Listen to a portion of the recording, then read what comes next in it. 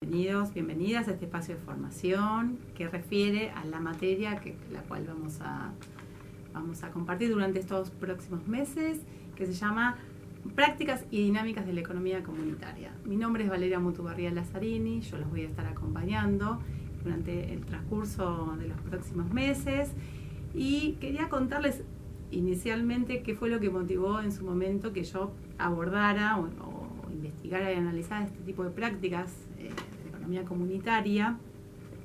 Corría el año 2009, estábamos pasando en América Latina, en nuestra América, procesos realmente muy interesantes a nivel políticos, económicos y sociales, en donde la economía comunitaria, una economía que fue realmente invisibilizada, deslegitimada y no tomada en cuenta por siglos, comienza, digamos, a aparecer en discusiones y debates que traía la sociedad de distintos países nuestroamericanos, como ser Bolivia, como ser Venezuela, como ser Ecuador, y poniendo, digamos, esa economía comunitaria como una economía que generaba riqueza y que generaba distintos, digamos, circuitos económicos, ¿no?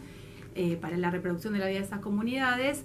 Y esos debates que se empiezan a dar en el marco de asambleas constituyentes o en el marco de debates de cómo llevar adelante un plan de desarrollo en distintos países de América Latina, la economía comunitaria estaba ahí, ¿sí? Puesta y visibilizada y en un debate en el cual esa economía comunitaria debía ser parte de estos programas de desarrollo que impulsaban gobiernos que llegaban, ¿no?, al poder, a la cabeza de el presidente de Bolivia, Evo Morales. Entonces, me preguntaba y nos preguntábamos conjuntamente con el compañero que comenzamos a investigar en ese momento, ¿y cómo surgió esta economía comunitaria en nuestra América? ¿Por qué es tan importante hoy que esta economía comunitaria sea tomada, digamos, y analizada en el campo de la economía social, solidaria y popular? ¿Qué de esa economía comunitaria hoy nuestras prácticas en el campo de la economía social, popular y solidaria toman? ¿Qué siguió viviendo a partir de la conquista, ¿no?, de estas prácticas? Así que bueno, comenzamos el año 2009 un estudio exhaustivo de lo que fue la economía comunitaria en nuestra América, puntualmente en América del Sur, y a ver, bueno, cómo había surgido, cuáles eran los aspectos centrales de esa economía comunitaria. Tuvimos la oportunidad en ese momento de acompañar algunos procesos, como fue cuando se eligió la nueva Constitución Política del Estado en enero del 2009 en Bolivia, ¿no?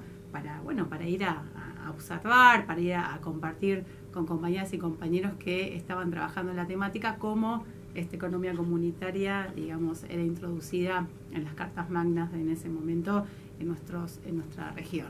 Pasó después lo mismo con Ecuador, también pasó en Venezuela. Bueno, y claramente después ver qué pasaba en nuestro país.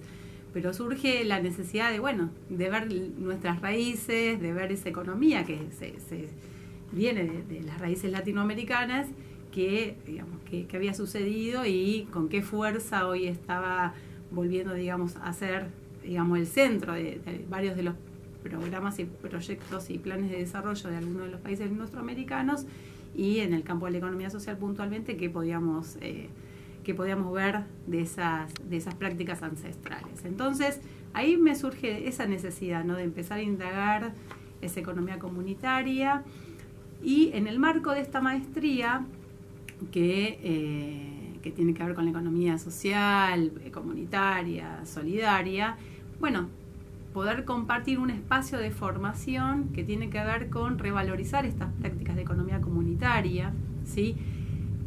Considerando como la perspectiva histórica como algo central, ¿no? A ver, si bien uno puede analizar y caracterizar esta economía comunitaria, donde la comunidad es el centro, donde el trabajo es colectivo, el trabajo es una actividad integradora, ¿sí?, y de generación de riqueza colectiva, donde hay una redistribución de los recursos, donde hay prácticas de políticas que son democráticas, donde en el centro, digamos, de toda actividad que lleva adelante esa comunidad, la reproducción de la vida es lo que guía, ¿sí?, esas prácticas.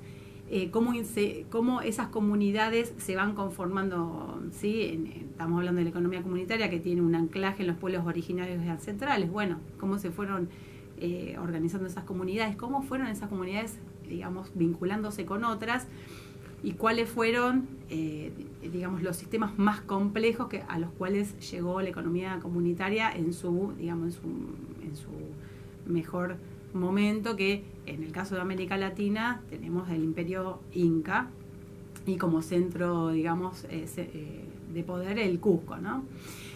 Bueno, vamos a ver, digamos, en esta materia y en este recorrido de la economía comunitaria, cómo son las características ancestrales de esta economía comunitaria, cómo nos interesa verlo de una perspectiva histórica, qué sucedió en los inicios, cómo se fue conformando y consolidando esa economía comunitaria desde hace siglos, qué pasa en el periodo de conquista y colonización con esa economía comunitaria, cómo irrumpe, ¿sí? Ese proceso de conquista y colonización en nuestra América, cuáles son, digamos, los efectos que tiene, cómo es que supo la economía comunitaria sortear y seguir, digamos, sosteniéndose a pesar de lo sucedido. Luego nos interesa también en esta materia abordar cuáles son las perspectivas y las distintas, digamos, escuelas y disciplinas que han escrito algunos aspectos en relación a la economía comunitaria, o cómo es vista esa economía comunitaria. Y en eso también problematizar el tema de las fuentes, ¿sí? Porque al ser la economía comunitaria, digamos, prácticas que tienen que ver con una transmisión oral, ¿sí? Más que escrita, y también una simbología, bueno, ¿cómo es que podemos hacernos de documentos para poder analizar esa economía comunitaria? Y cuando vamos a revisar, digamos, a dónde podemos encontrar, aunque sea en las lenguas, de dialectos de esas economías, de esos pueblos originarios, y nos encontramos con muy poca, prácticamente nula información escrita, y sí, transmisión oral y símbolos, ¿no? que nos dejaron esos pueblos originarios, que uno si puede transitar el Tahuantinsuyo u otros centros religiosos económicos y políticos y sociales de la economía comunitaria, se encuentran, ¿no? Esa simbología. Pero luego encontramos escritos de quienes vinieron a conquistar nuestro continente. Entonces, bueno, ¿cómo veían los conquistadores y en esas crónicas, que era lo que visualizaban y cómo caracterizaban a los pobladores y a esa economía comunitaria, ¿no? Entonces vamos a transitar todo un proceso de vislumbrar qué decían esas crónicas, ¿sí?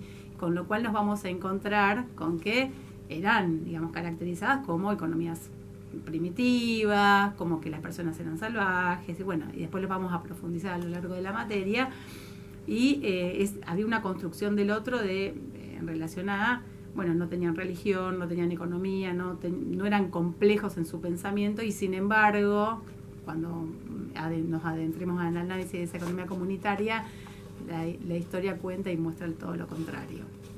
Pero bueno, es importante conocer las distintas visiones y cómo la ciencia o cómo las distintas perspectivas fueron analizando esa economía comunitaria, que muchas tienen que ver con tomar esas crónicas de conquistadores que, bueno, vienen de los países centrales, ¿no? Bueno, entonces vamos a estar viendo esas perspectivas, vamos a estar analizándolas, problematizándolas. También vamos a poner especial interés en cómo desde América Latina, desde hace unas décadas, que tiene que ver con también revalorizar estas prácticas, se empieza a cuestionar desde dónde miramos nuestra historia y nuestra economía. Entonces, también vamos a proponer distintas miradas y abordajes, ¿no? Bueno, ¿desde dónde debemos mirar la economía comunitaria? ¿Desde los autores de países centrales o de autores que son nuestroamericanos, ¿no? Y que tienen una determinada construcción del conocimiento y de esas prácticas, ¿no? Entonces, bueno, vamos a también estar viendo esos aspectos. Luego nos vamos a adentrar en lo que son cómo esa economía comunitaria, además de cómo la aborda la ciencia, ¿no? Y las distintas perspectivas, y las disciplinas, cómo es que esa economía social se institucionaliza, tanto desde las bases como, por ejemplo, a través de que la economía comunitaria llegue a ser parte importante de una constitución o parte importante de las políticas públicas, ¿sí? O cómo los organismos internacionales, por ejemplo, las Naciones Unidas, ven esa economía social. Eso nos va a dar la pauta de cómo se fueron institucionalizando esas prácticas y qué sentidos hay de esas prácticas en los gobiernos, en las asambleas constituyentes, en una resolución de un organismo internacional, en qué periodo surgieron y qué efectos tuvieron también. Y luego lo que nos interesa para ir finalizando la materia es, con todas esas herramientas que fuimos viendo, la historia, desde qué abordajes, qué autores las trabajaron, cómo el gobierno o los gobiernos o los estados dieron cuenta de esa economía comunitaria, qué instrumentos de políticas públicas tenemos. Vamos a finalizar compartiendo para nosotros cuáles fueron los aspectos que permitieron que esa economía comunitaria a lo largo del tiempo y a pesar de todos los procesos que pasó, siga hoy, digamos, viva en muchos de nuestros países nuestroamericanos, en unos más que en otros. Uno va a Bolivia, uno va a Ecuador, uno va a México, uno va a Colombia, incluso a provincias argentinas, a distintas provincias argentinas, y ve esos vestigios y ve a las personas organizándose en esa economía comunitaria. Bueno, ¿cómo es que sobrevivieron a lo largo de ese tiempo, ¿no? Y qué de nuestras prácticas cotidianas de la economía social, solidaria y popular están presentes, digamos, estas características que son constitutivas de la economía comunitaria, que nos surgen hace unas décadas o que nos surgen con el cooperativismo cuando llegan inmigrantes, por ejemplo, a la Argentina a fines del siglo XIX y se arma la primera cooperativa y la primera mutual. No, tenemos una riqueza importante de prácticas comunitarias que la economía social, popular y solidaria se hace de ello también, ¿no? Entonces, bueno, con todos esos elementos vamos a ir transitando, digamos, esta materia. Para nosotros es fundamental y creo que es, como lo dije, la motivación de escribir sobre este tema, de investigar, es revalorizar estas prácticas, porque son nuestraamericanas. Bueno, vamos a contar quizás cómo nos vamos a organizar en estas semanas. Nosotros, esta materia va a estar dividida en 4 unidades que tienen que ver con lo que recién yo les comentaba. Una primera unidad que vamos a ver desde una perspectiva histórica, cómo se conformaron estas prácticas, cuál es la dinámica y también cómo la conquista, digamos, atraviesa a estas prácticas, a estos sistemas de economía comunitaria. Una segunda unidad que va a tener que ver más con los abordajes, con las disciplinas, ¿no? De esta economía comunitaria, cómo las ven desde la antropología hasta distintas disciplinas y también abordajes en general. Los autores de los países centrales y los autores nuestroamericanos. Y cuáles han sido las discusiones en las últimas décadas que tienen que ver, digamos, con esta visibilización de la economía comunitaria. Vamos a también estar problematizando el tema de la importancia de las fuentes, ¿no? De cómo nos restringe el tema de que solamente tengamos, de que haya un gran porcentaje de transmisión oral. Eso también va a estar atravesando la segunda unidad. La tercera unidad vamos a evaluar y analizar los procesos que dieron, digamos, nacimiento a la institucionalización de la economía comunitaria en las últimas décadas, ¿no? Las asambleas constituyentes, las constituciones del Estado, resoluciones de organismos internacionales y otros documentos y políticas públicas y demandas de los movimientos que llevan adelante las prácticas de economía comunitaria como modos de institucionalizar y revalorizar estas prácticas de la economía comunitaria y los sentidos que hay asociados a ellas. Para finalizar en la cuarta unidad con lo que les comentaba de, bueno, ¿qué de todas estas prácticas que tienen siglos y siglos de existencia todavía, digamos, están y son parte del campo de la economía social, solidaria y popular, ¿no? ¿Qué es lo que se fue transmitiendo a lo largo de los siglos, a lo largo de la historia y pese a muchos embates que han sufrido estas prácticas en nuestro continente?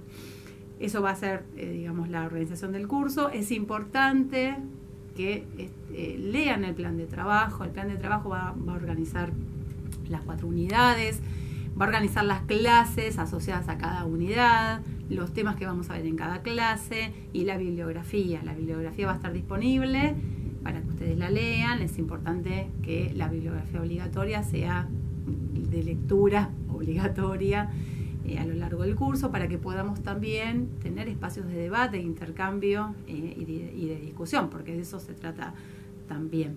¿Qué formas de evaluación nos vamos a dar? Bueno, la modalidad tiene que ver con 2 parciales, uno que va a estar una vez que cursemos la unidad 1 y 2, ese va a ser el primer parcial, que va a tener que ver con consignas de esas unidades, y un segundo parcial que tiene que ver con las unidades 3 y 4, para finalizar con la evaluación final o el trabajo final, que tiene que ver con, bueno, lo visto a lo largo de la materia.